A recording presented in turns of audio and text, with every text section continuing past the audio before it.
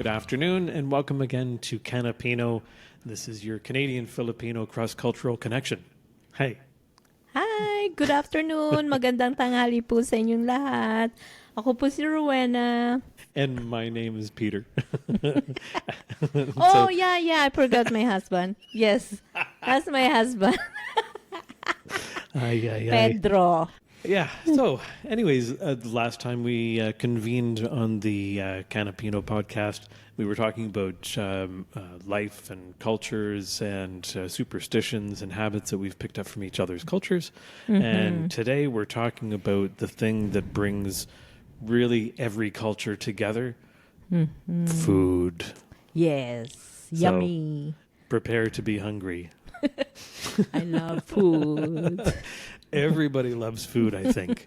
We were kind of talking about this like in between, like during the week and things like that, and talking about the different things that we like food-wise in each other's cultures. Mm-hmm. And I know for me, I mean, because I'd never had Filipino food before I met Rowena, so it was a real experience for me. And but the things that I noticed is that it's very savory kinds of foods because everything's meant to be eaten with rice, which is Filipino food. Yes, more savory, and more soy sauce. And of course, the Filipino cultural motto is "rice is life." So that's right. You got it, sweetheart. So with that in mind, having more savory foods works really well with rice. And I mean, when I first met you, I wasn't a big rice eater. I would eat it, but I wasn't a big fan of it because the North American culture, or I shouldn't say it's really North American culture because it's not. It was just what I was raised with. When we had rice, it was just rice. It wasn't mixed with anything. It wasn't like a Chinese fried rice. It was just plain old steamed rice. So when we started having rice with your friends and that, I was like, oh, rice. Which really, when you think about it, is kind of silly because, being Irish, we have potatoes. And potatoes are really just rice in larger form. Yes. Ultimately. Yeah. So there's still, starches, there's still carbohydrates.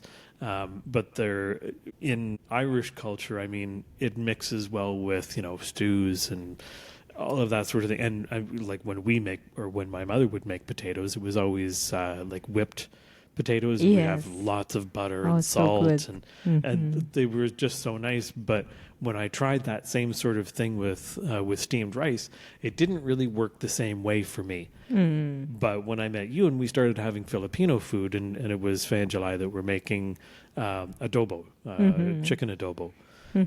Which is really savory because there's lots of soy sauce in that. Of course, I was eating it like a North American. I would have some chicken, and then I would have some rice. And then I would have some chicken, and then I would have some rice. And the problem with doing that is you would run out of one or the other before you would, before the other. And in Filipino culture, of course, as soon as something is lacking on the plate, the offer is immediately there to replenish that. Why you don't have rice? Go and get more rice. Or I will give you rice. Right away when they're saying they will put rice for Peter. Yeah, exactly. So, and it was always, oh, more rice. Pedro, have more rice. And I'm like, okay, no, calm down. I still have chicken here. Like but you don't have rice to go with it. Yeah. And and when you finish your chicken, you don't have chicken anymore.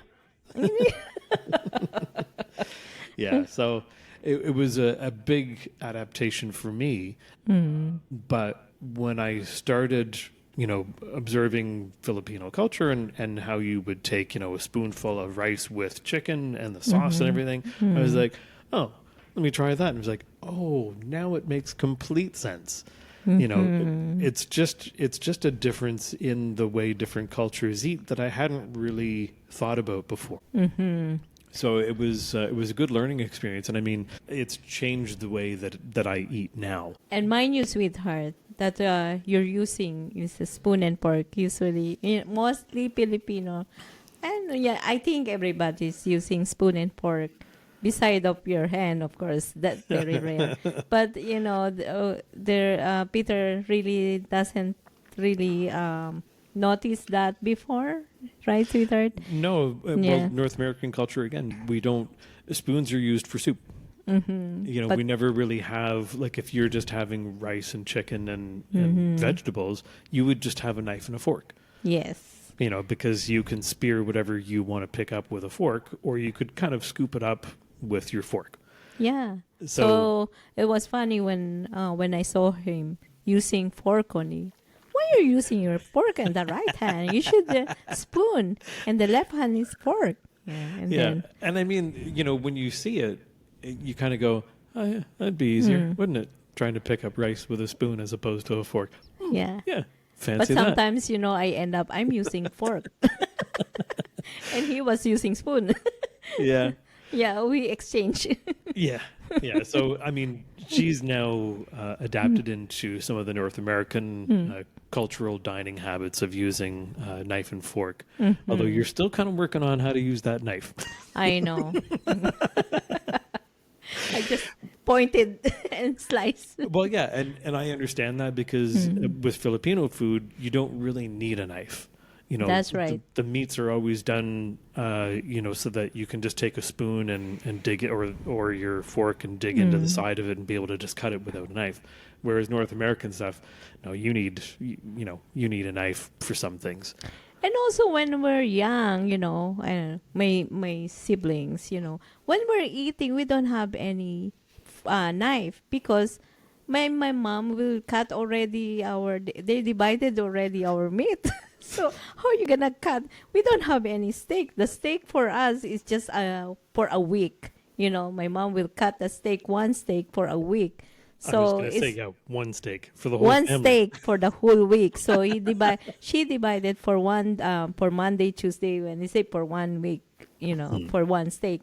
So she will cut into small, tiny pieces. So how you gonna how you gonna use that? No, I totally get it. I mean, and the more you see that kind of thing in different cultures, you start to connect some dots and go, oh, yeah, that makes sense. I get it. I understand. Yes. And mind you don't know how to cook rice before. No. Yeah. Well, I mean, I knew the recipe to cook rice, Yes. but I just never really made it. So there's a big difference between knowing how to make rice and knowing how to make good rice. How Filipino make rice with the use of finger. Do you know that? Yes, the finger, measurement. the finger measurement system, Yes. of course. Yeah. Show to them how to measure that rice. So The water. Yeah, so you put your rice in and then you fill with water, and when the water comes up to your first knuckle, that's enough water, and that's above the rice. Yeah, wrong finger, sweetheart. Oh, is it the FU finger?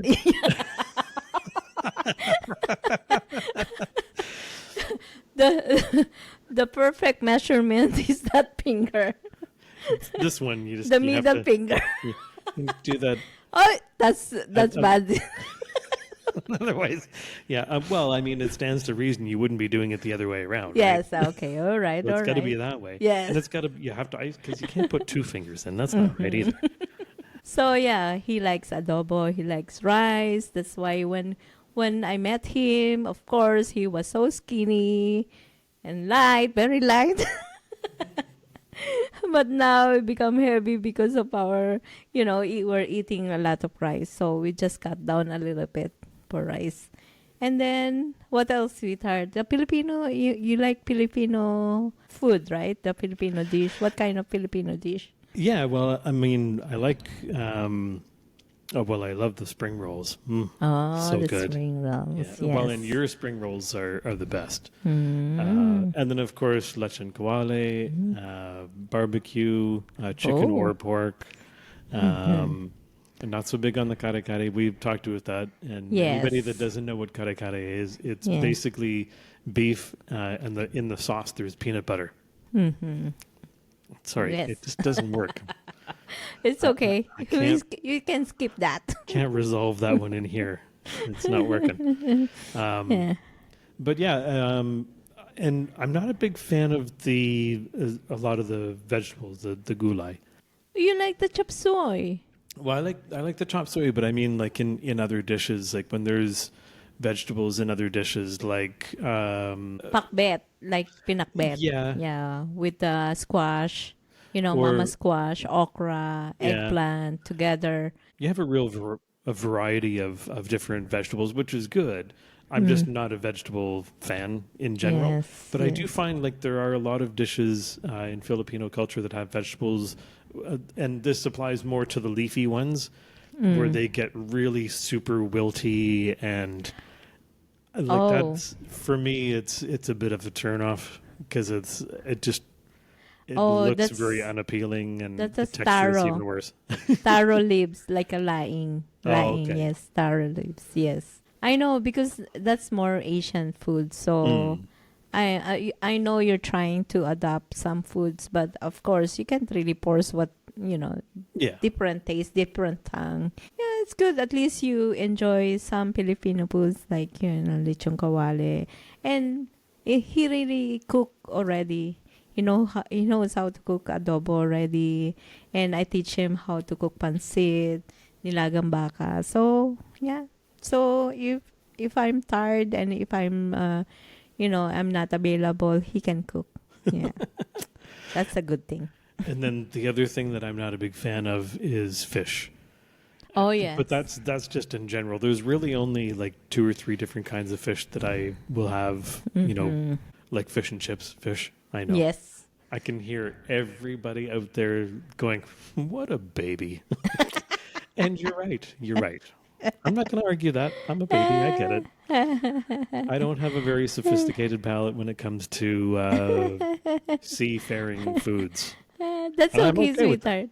That's okay because we enjoy our Japanese food, Hmm. like sashimi. Yes. He And really likes that's, sashimi, fish, for some reason, yeah, fresh fish. cooked fish Mm-hmm. doesn't do a whole lot for me, but sashimi I love. Yes. Like salmon, I do not like cooked salmon. Sashimi Mm-hmm. salmon, love it, my favorite. Yes.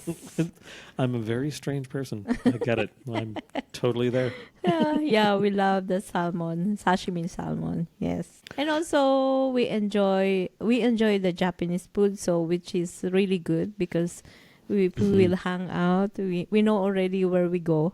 But you see, that's where you're a bit of a rarity because I've noticed Mm. this with other Filipino people. Not all, but Mm-hmm. a lot of Filipino people don't really like to venture outside of the Mm-hmm. Filipino food category. They kind of get very geared to, oh, I'm going to have steamed rice and caldereta and lechon Mm-hmm. kawale and whatever.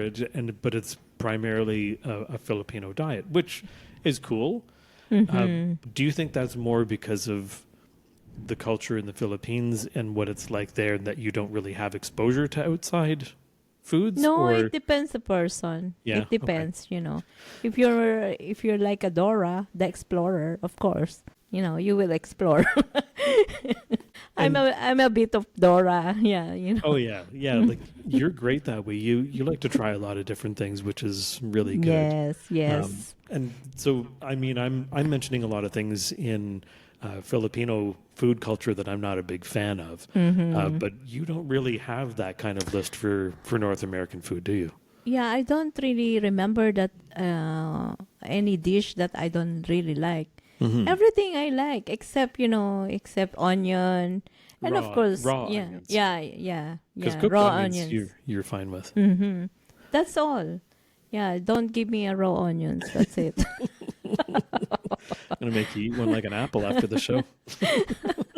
But I can eat onion rings. It's so funny. I can eat the onion ring. Do Yeah. you remember what the first food was you had when you came to Canada?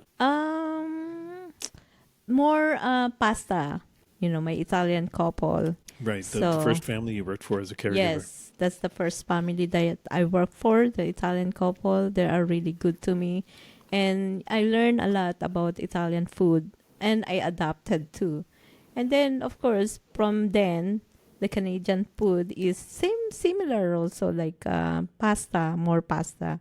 And then when I met you, that's the time I explore more food, Hmm, Canadian food, because I interesting. like burger. So we hung out for burgers, for meatballs. Peter made always a homemade burgers and meatball, and I really love it. I love homemades. We love homemades anyway. Yeah, yeah. Yeah. Store-bought burgers to me have never been satisfying, like from a flavor perspective, or some of them are okay, but I've always just enjoyed homemade burgers, and that's because I was a bit spoiled as a kid. You know, my mother made all of those things, but Yeah. she did it more because of cost. Yes. You know, like So our budget. yeah, when you have a family of 6 kids, it's like you're not going to go out and buy a box of frozen burgers. Mind you, I don't know that we even really had those when I was a kid. But yeah, I mean, from a cost perspective, yeah, older families always made everything at home. So which is really I like it, and also the first time I tried the steak, when Peter cooked me cook for me again. Yeah, it was when really hard getting her up on the stove. No, that was when the first date that we had. Not our first date, but When it was we're maybe dating. yeah, it was early on in our dating. It was maybe a couple of weeks into dating, I think. Yeah, he I said, made you dinner. "Oh, I'm gonna cook for you a steak." Wow, somebody will cook for me. Okay, sure, why not? See, and just a quick thing, this is where most of the North American guys are going, steak. And she's Yeah. focused on, he cooked for me. Carry on. Yeah. So he cooked steak for both two of us, and then mashed potato. I think. Yeah. You made whipped potato, and then with a glass of milk. Not a wine, right? Not a wine. I remember there's no wine. Yeah, no, I So- don't think we had wine. Yeah, we don't I have think wine. we just You had didn't milk. buy a wine? Oh gosh, I can't really think now. Just remember, no wine. So yeah, that was the first time I tried the steak. Yeah, the good steak. Mhm. But he asked me about what kind of How you what. wanted it cooked. Yes, and then I said, "Well done," because I never really tried the other Kinds, yeah, and other other kinds. ways of making, yeah. Mm-hmm. Yeah, because everything in the Philippines is well done. Mm-hmm. You know, What is that? Medium rare, medium rare is how I have it. But yeah, others will have it rare, rare. medium well, medium, or you'll have it blue. And blue is really just raw. Oh, don't go for blue. Just go red. Yeah, so I'm not sure about that, but I always ordered my steak well done. So when I met Peter, he made for himself. He made the medium rare, and he made for me a well done. Mhm. So when when we are having dinner, eventually, not that time, right? No, it was the next time when I made dinner for you as well as Fan July. Yes. Yeah, eventually he made again well done, and for him it's really good, medium rare. And I said, I was really curious about your food, and then I said, is it really good? Because I can see the blood and the red. Yeah. And then he said, oh, you try, maybe you like it. When I tried, oh my God, I said, next time that's my steak. That's how I'm going to have it from now on. Was really good. good. Yeah. It's so juicy, tender, and loving and care. I don't know how a steak gets to be loving, but okay. Yeah. That was, for me, that was really interesting because, again, like this is what makes you very unique from most other people is when you get above a certain age, it's very difficult to change, the habits of what it is you eat or how you eat certain things. I've just fully expected, well, she eats well done, she'll never change that. So the fact that you asked and then tried it and then said, oh, that's how I'm going to have it from now on, I was like blown away. It's like, wow, that's really something, because people don't typically do that. They don't change their mind about how food is cooked. Sometimes you have to try first, and then at least you tried. If you don't like it, that's it. Mm-hmm. Yeah, it's better to try than never, really. Yeah, Yeah. very true. So yeah, I remember my friend said, yeah, when she tried, it's okay. She said it's okay. It's good. It's good. You Well, want that some was more? maybe Yeah, later. maybe later. Yeah, it was great. Yeah, Yeah. that was a good. But I mean, your friends have all kind of learned from you in that respect as well, because I mean, now they are trying different things. Usually things that I've made. Um, From you too, because you're the one making it, and well, that's what you I know. mean. It's like when Mm. I've made it and we ask them if they want to try, they're a little Mm-hmm. more open to trying it. It doesn't mean Yes. that they'll always like it, but the majority of things that they've tried, they go, "Oh, that is pretty good. I like that." Yeah, they You like know. it. Yes. Yes. So, yeah, And it's and good also. having someone like you in the group. Mm-hmm. Yeah. Anyway, thank you. Surprise. And also, I learned how to cook Italian food from the scratch. Yeah. Yes, Hmm. yes, yo. Give me a scratch.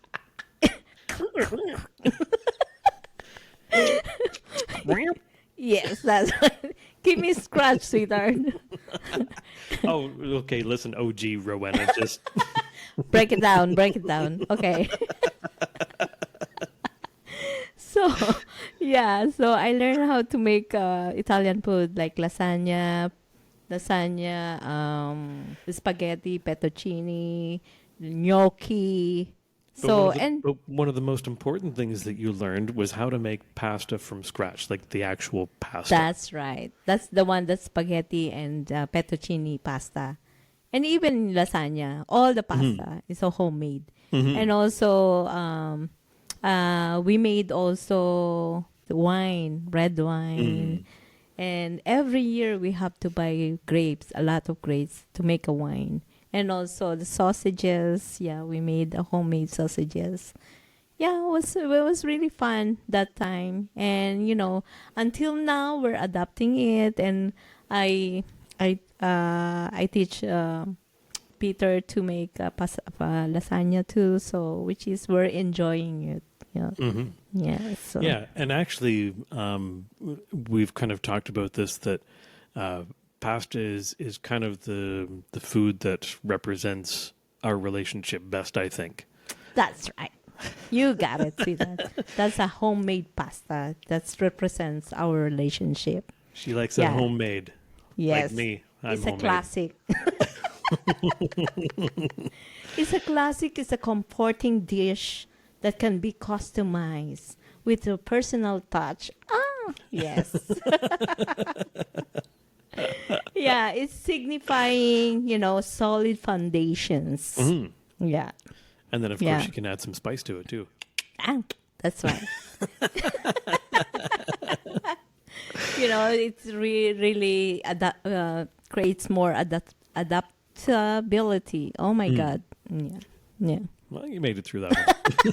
Got it. And so, like, what would you say your favorite food is now? My favorite food, I don't have really, really that number one, that my favorite food is like when I feel really down and my comforting or comfort food is kajos. Yes, kajos. Yeah, kajos is my comfort dish when I feel down, and that's the one I like. And when I feel down and I feel sick, so that's Hmm. the one I'm looking forward to eat. And then my favorite food when during winter, I like more soup. And like, nilagang baka is the number one, and bulalo. Yeah, bulalo. More soup, Hmm. chicken soup. Yeah, and more gulay, more vegetables, like chop suey Hmm. or stir fry vegetables. Yeah. Yeah. How about you? What's your favorite dish and your comfort dish? It would probably be beef and bows, just because it's one of those quintessential dishes that reminds me of my mother, because she used to Mm. make that when I was a kid. Mm-hmm. Um, I tried that that one. It was really good. yeah, that and spaghetti. Oh, spaghetti spaghetti. yeah with meatballs. Oh, yeah, because a I always love homemade. that Oh no, it's not a homemade pasta, but it's a homemade homemade sauce. sauce and homemade meatballs, which is Exactly. really good. Yummy. Yeah. Hmm. Yeah. Mm. Yeah, so my mother did all kinds of things when we were kids. Again, because of the cost of living and the cost of having 6 kids, she preserved everything. Tomatoes, pickles, relishes, chutneys, shoes, shirts, Shoes. whatever. Well, in a way, yeah. I mean, she did preserve shirts and shoes because she would fix them, so that they would last longer.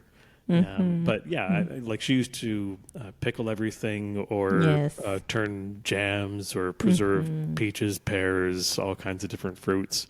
Yeah. So I grew up with all of that stuff around me. And one of the things that always really stuck was the tomatoes.